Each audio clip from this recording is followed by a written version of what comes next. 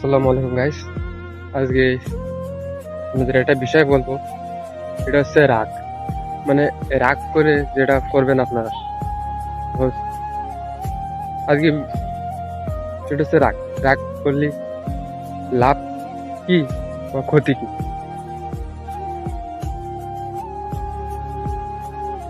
ধরেন আপনি একটা সাপোজ সেটে রাগ করছেন, কোনো বিষয় রাগ করে আপনি ধরেন আপনার হাতের ফোনটা ভেঙে ফেলে দিচ্ছেন, তাহলে এতে আপনার লাভ হলো কি? আপনার তো ক্ষতি হইলো, তাই না?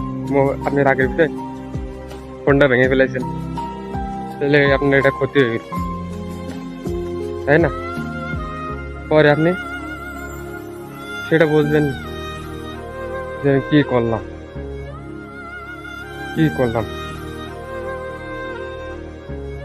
রাগ করে ফোনটাই তো ভেঙে ফেলে দিছি, লস কার হইলো? আপনারই তো হইলো। আপনি রাগ করে ভেঙে ফেলে দিয়েছেন, তা কার ওপর রাগ করে ভেঙে ফেলে দিয়েছেন? তা তো কিছু হয়নি, তাই না?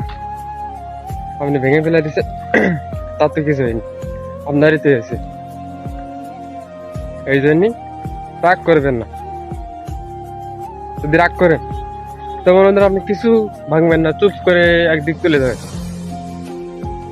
ওই কোনো জায়গায় বসে থাকবেন, কোনো জায়গায় গাছ তুলে যাবেন, নদীর পাড়ে বসে থাকবেন, পুকুর পাড়ে বসে থাকবেন, ঘুরতে আসবেন।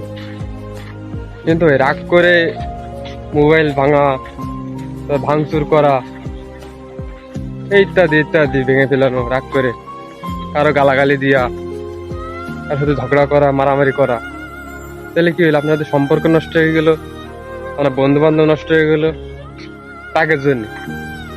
তাহলে কি আপনার তো লসই হচ্ছে, তাই না? লাভ তো হচ্ছে না।